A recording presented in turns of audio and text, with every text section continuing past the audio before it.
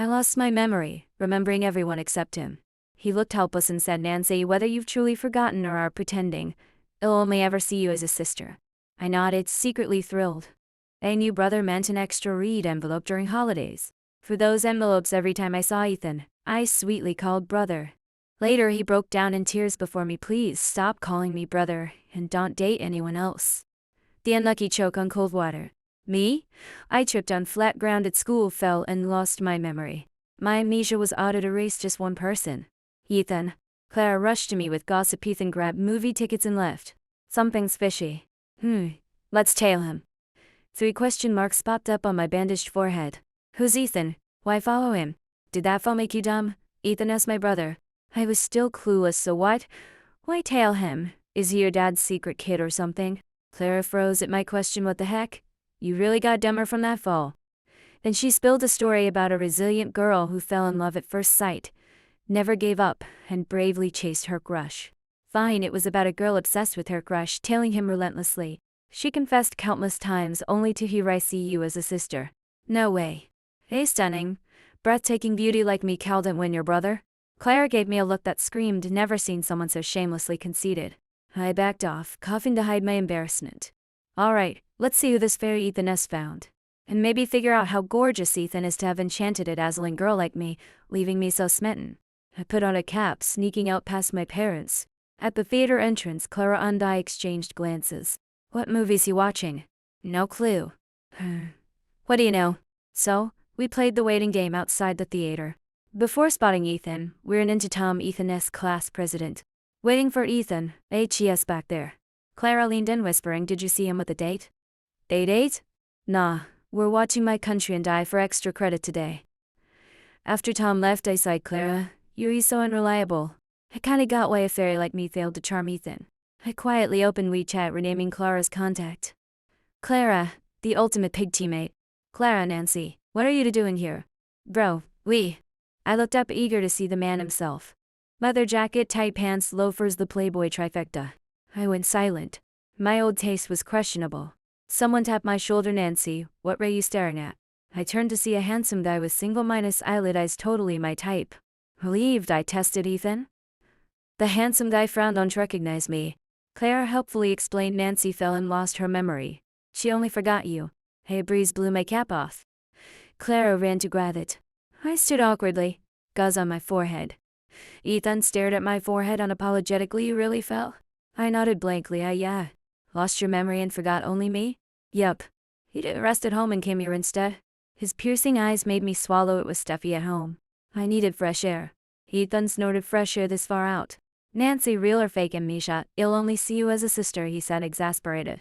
I remembered Clara mentioning Ethan always sent me read envelopes for holidays. Excited, I called out, brother. Ethan, caught off guard, blurted, sis. He solemnly acknowledged our sibling bond. In the end, I gleefully accepted a fat $88 red envelope after claiming Ethan as my brother. Who needs a boyfriend? A brother's way better. On the way home, I patted Clara's shoulder. From now on, we're sisters from different misters. Clara, touched, asked eagerly why the sudden sentiment. Because Ethan's my brother now. Clara was stunned. She paused, then hesitantly said, was it my dad with your mom, or my mom with your dad? Spill? I can handle it. Her question floored me. Clara, heartbroken, added, don't tell me my dad and your dad. I started wondering if I was the one with brain damage or Clara. I had to clarify. I was moved by Ethan's generosity. I decided not to pursue him as a boyfriend but to claim him as a brother and cling to his coattails. My house was near school. After removing the bandage, I ignored my dad's pitiful look and his offer to drive me. With a broken but not beaten spirit, I insisted on taking the bus back to school. I regretted it soon enough. The bus was packed, bodies squished together.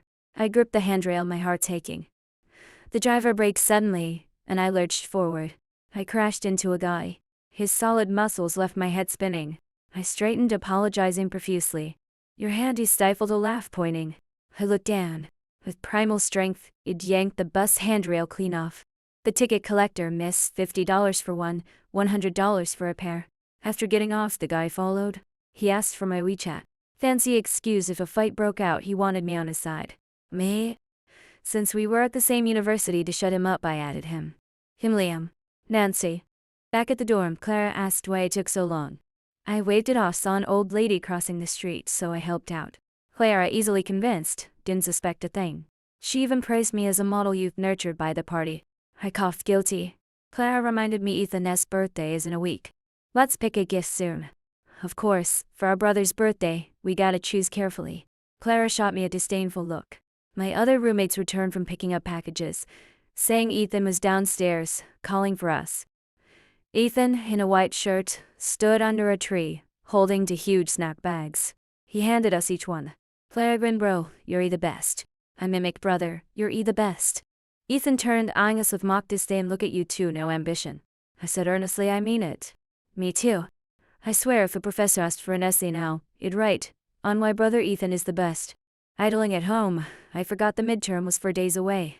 I heard the art theory professor told us to mark key sections in the textbook. My book was practically all marked up. I'm doomed. I slumped, leaning on Clara's shoulder. Clara shook my hand. Comrade, stay strong. The revolution isn't won yet. My limp arm barely held the pen. This concubine can't do it. Later, Clara and I, with Panda-I bags from cramming, went gift shopping for Ethan. Clara picked white sneakers. I chose a fountain pen. Weekends I usually stay at home. I picked a fancy gift bag and kept it at home. If you're clinging to someone's coattails, you gotta be sincere. Ethan's birthday arrived. I handed him the gift bag. I agonized over this pick. I told him to open it after I left. That night, Ethan texted, "I'll have Clara return it tomorrow. I don't need it." A birthday gift returned? Me, why not? You'll need it eventually. Fountain pens are practical. How could he not need one? His chat showed typing intermittently. After a while, nothing. Ethan, wrong size. Better if Clara returns it. I was baffled. Fountain pens have sizes. Me, what size do you wear? Ethan. Then my mom called. Sweetie, you left a green bag at home a few days ago, right? A bad feeling hit. Yeah. I took it. Why? Why do you take it? The new underwear I bought for your dad was in there. Thunderstruck. And I put the fountain pen from it in your room's drawer. After hanging up, I frantically recalled my message to Ethan. Clara was at club training. Ethan brought the bag to return it himself. Remembering it asked his size, my face burned. It's not really your gift. I grabbed the wrong one. He clearly didn't believe me. Nacy, we're not right for each other. Find someone else. Ethan even thought I was still pining for him. I don't remember the past, but now, I only see you as a brother, I explained. Ethan looked at me, started to speak, then nodded, muttering. To prove I meant it, I posted on social media. Caption: boyfriend wanted. Don't miss out. Big sis, lowly, comedian, whatever vibe you like, I got you. Attached to welcome, customer meme. Clara commented instantly, my brother didn't satisfy you. Ethan, not enough allowance this month? A flood of epic comments followed. Suddenly Liam, who hadn't messaged D since I added him, texted. Liam, male, 6'2", 150 pounds, 8- spec, plays guitar, sings. Consider me. I wavered. 8- back? Hard to resist. But it only met him once. While pondering, Liam texted again. Liam, we can be friends first, get to know each other. Cool? I replied, sure buddy.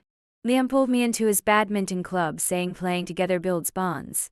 I suspected he was looking for a girlfriend but a spare player. I didn't expect the club captain to be Ethan. At the court I spotted Ethan, and he saw me.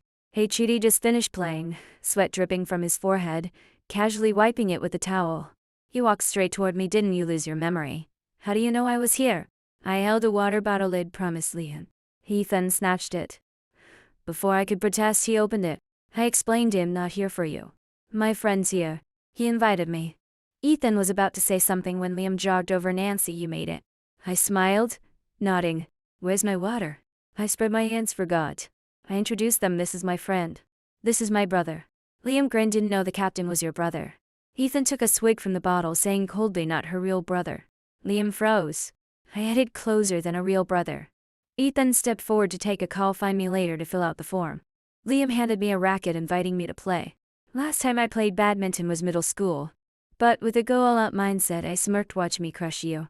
Don't cry if you lose. Liam raised an eyebrow. Game on. We'll see who cries. Liam won every match. I gritted my teeth. You're a single for a reason. No mercy, not letting me win once. People might think we were sworn enemies. Liam scratched his head, chuckling, got into it. I huffed, glaring. Let me teach you. You're not even holding the racket right. Isn't this how? I looked at my grip. There's a right and wrong way to hold a racket. Liam demonstrated, telling me to watch his grip. His hands were nice, long, defined fingers. I stole a few extra glances, adjusted my grip, but it still felt off. Liam sighed, holding my hand to fix it. Before he finished, someone yanked me aside. "What's that?" Ethan glowered at Liam. "You must be finished his call. Liam's teaching me to hold the racket." "I'm not asking you." "What's he doing?" Ethan snapped. "Didn't Nacy say? I'm teaching her to hold the racket." "Problem?" Liam didn't back down. They looked ready to brawl. I waved Liam off, dragging Ethan away by his sleeve. "What's your deal?" Everything was fine. Clara never said Ethan could flip out like this. Ethan tugged his collar. "He was groping you." "No. He was teaching me." "Teaching? Can he explain? Demonstrate? Why touch your hand?" I froze. Could I admit I was too dumb to get it even after he showed me? I clasped my hands, pleading, "Brother, dear brother, it's not what you think." "HES really nice." He demonstrated, but I didn't get it. Ethan pursed his lips. "Nacy, when I said find a boyfriend, I was joking. Not telling you to grab some random guy and date." "I know." "We're not dating, just friends," I explained. Ethan stared. "Really?" "Really. Friends. Keep your distance." I saluted. "Rest easy, brother." I suspected I didn't gain a brother but a dad. I vented to Clara. She muttered, shaking her head, "Something's off." "Very off." I questioned, "What's off?" Clara sprang from her bed to my brother's off. "Huh?" "I dated other guys and he never said a word." "Did you get touchy in front of him?" "Nope. I gaped at her." "But I still think HES off." "Nonsense." I pushed her back to her bed. "Enough with the off. Finished your essay?" "What essay?" "The 3,000-word creative thesis for Professor Lang." "Don't tell me you forgot." Clara wailed. "God, just kill me now. Tomorrow's his class. Work a miracle tonight." Next morning, Clara woke me with panda eyes. I jumped. "You done?" Her weak voice. "Done. Holds it all minus Niter." "Yet you're still fixated on Ethan." "I still think HES off." "You're the off one." Saturday, no classes. Liam and I took the bus home. He purposely waited at my dorm to go together. Backpack on, I went downstairs and saw Liam and Ethan at the entrance. One on each side, like guardian statues. Both looked grim. "Me, what's this?" "I'm here to take you home," Ethan said. "No need. My place is close. Liam and I are busing." In the end, all three of us stood at the bus stop silent. I glanced left at Ethan, right at Liam. Awkward as hell. On the bus, only 2 seats were left. After I sat, 1 remained. Ethan grabbed the rail by my seat and fit. This seat's for someone who needs it more." He shot Liam a pointed look. Liam casually gripped the rail near me. "I think the captain needs it more." I watched them spark on the bus, speechless. Childish, both of them.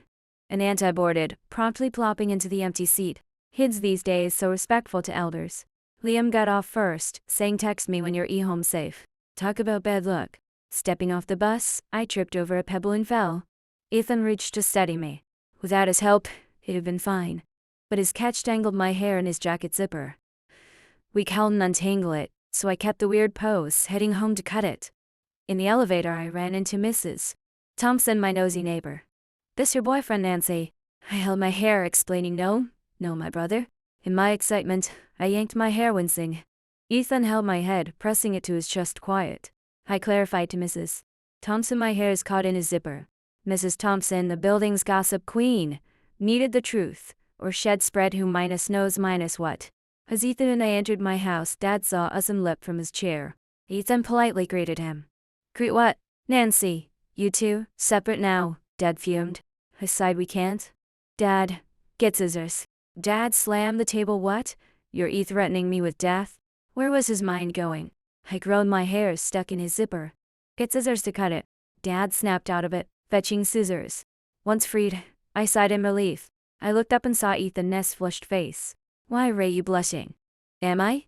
"Probably your hair tugging." My hair was caught in his zipper, not his neck. Dad launched into his lecture. "You're still students. Focus on studies, not dating. Love can wait till after graduation." Ethan held a glass, listening earnestly, nodding obediently. It heard Dad's spiel so often I could recite it. "He'd been at it since I got into college. Worried to get a boyfriend. I thought you're stopping me now, but you'll probably nag me to marry later." With Ethan handling Dad, I sat quietly, scrolling TikTok. Suddenly, my phone blared. "Sis is my sis. My one and only sis." I hadn't realized the speaker was on. Volume maxed. I muted it fast. Looking up, Dad and Ethan were staring. Dad frowned. What boy's texting you? I stammered, forcing a smile. No one. Movie dialogue. Next morning, I woke to Liam's message. Liam betrayed by a girl, stabbed by bros, won one masquerade ball, dancing while plotting revenge. My mouth twitched. What the heck? They speak normally. Liam, Monday night, masquerade ball at Arden Hall, room A106. I need a dance partner. Please? He sent a crying puppy meme. My limbs froze. Dancing wrist embarrassment. In middle school, I stepped on my partner's foot so hard he limped. Me, my last dance partner's still in the ICU. Liam, I've never been. Wanna try? Try, and you'll end up in a coffin. At school, Liam taught me a partner dance. After I stepped on his foot 5 times, he paused. How's your ICU friend? Can his feet touch the ground? I smacked him, fuming. Next day, he switched to thicker, sturdier shoes, saying all good. Step away today. I refuse to believe I can't teach you. I proved pretty smart. After countless stumps, I finally got it.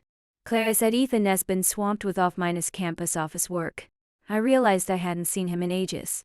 With Liam teaching me to dance, it was better not to meet. Those two were like oil and water. The day before the ball, Clara shyly asked me to teach her the dance Liam taught me. I squinted, suspiciously hiding something. Spill. Clara's eyes darted. Huh? Her shifty look screamed guilty. I pounced, tickling her. Nothing. Lady Clara, you're not honest. Want a beating? Clara surrendered under my torture. Fine. A junior asked me to be his dance partner. He asked, so I said yes. Junior, nice. Clara, grazing on young grass, huh? Clara grinned, nodding. Same. The ball ended, and Clara started dating the junior. They were glued together like magnets. As her best friend, I was stuffed with their PDA, barely surviving. Shockingly, when Ethan learned Clara was dating, he didn't object. He even gave her extra allowance. I thought he'd try to break them up, given his hostility toward Liam. That night, I dreamed Ethan, holding a bank card, menacingly told the junior, $5 million, leave my sister. But nothing happened. The school held a singing contest. I watched Liam compete. He won first place. The top 3 had to sing an encore. Before singing, Liam center stage, looked at me and smiled. Nacy, I don't want to be just friends. Be my girlfriend. I'll sing for you every day. Spotlights hit him. His eyes sparkled with laughter. My heart skipped. No idea why, but he looked extra handsome today. Guys around us whistled. My cheeks burned. Liam sang The Moon Represents My Heart. His voice was gentle, his high notes tender. He felt different from usual. On the walk back to my dorm, I asked, why me? Dunno. Never met a girl as strong as you. Me? Sensing my glare, he backtracked. Obviously, you're gorgeous, kind, everyone loves you, flowers bloom for you, a fairy. Who wouldn't fall? Passable. I huffed, barely acceptable. So Liam and I officially started dating. Next day, Clara and Ethan found out. I didn't expect Ethan to oppose me and Liam. He didn't care when Clara dated. Clara's his real sister, but I'm just a rainy-day sister. Why is he stricter with me? Ethan stood outside my dorm, telling Clara to calm me down. His face darkened. Nacy, you've known him how long? And you're dating? Didn't I say I was kidding about finding a boyfriend? You didn't have to. Something felt off. I cut him off. I'm dating Liam because I like him, not because anyone said so. Clara and her boyfriend dated after a week, and you said nothing. Why pick on me? Ethan paled, lips tight, turning away, looking pained. I felt it'd gone too far, adding, brother, in not blaming you. I really like Liam. Hey, yes, great to me. Don't worry. Ethan's face didn't soften, it paled more. He said, stop calling me brother. I'm not your brother. He turned and left. Yes, Matt.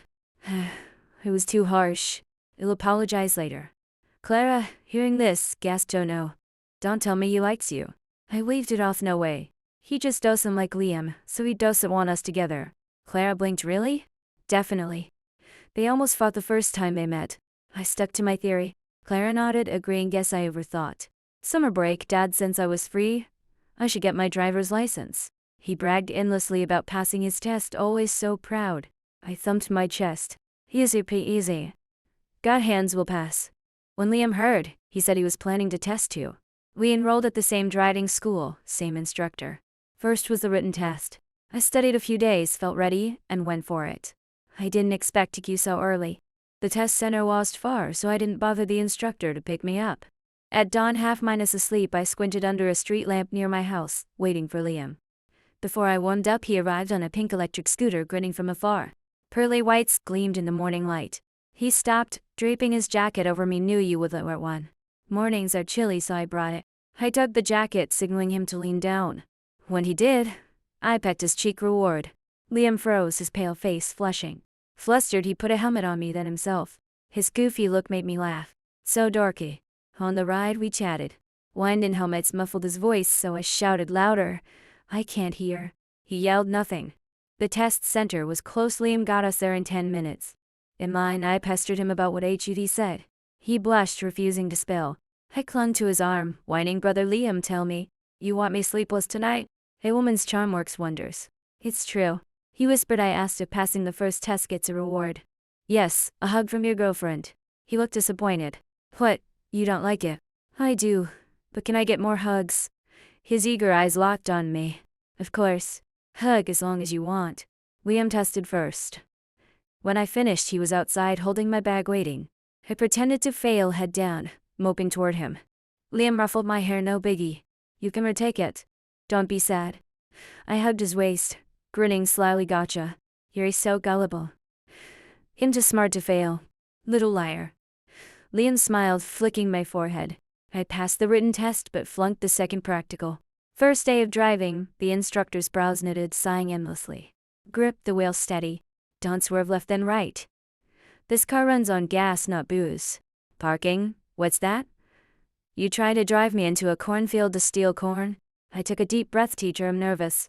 He sipped water, calming down. "Nervous? The ones passing you should be nervous." Speechless. Liam drove well, mastering it after one lesson. With him as comparison, the instructor sighed at me more. "You're irritating, but the gap's huge. Did Liam steal your brain when you weren't looking?" "Me personal attack much?" Liam grinned, showing his pearly whites. I shot him a threatening look. He zipped his lips, stopping his grin. He patted my shoulder. "Revolution's not won yet, Comrade Nacy.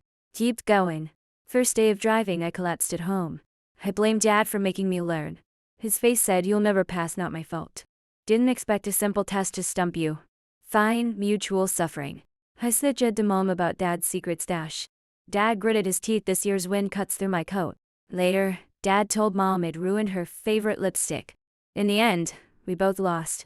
Mom won the war unscathed, crushing us without lifting a finger. Liam nailed driving while I got daily instructor rants. After his session, Liam stood by the road holding an umbrella and water, watching me. I drove toward the line. The instructor coughed. I stopped. "What's wrong, teacher?" He gestured to the rearview mirror. I said, "Teacher, I veered off." He snapped. "You veered? I think the road's the one off." I coughed, nodding. "I think so too." "Think what?" "You're in the clouds. Remember what I taught you?" I glanced at Liam. He pulled a small flag from his bag, waving it with a grin. "It read, 'Go, Nacy.'" I burst out laughing.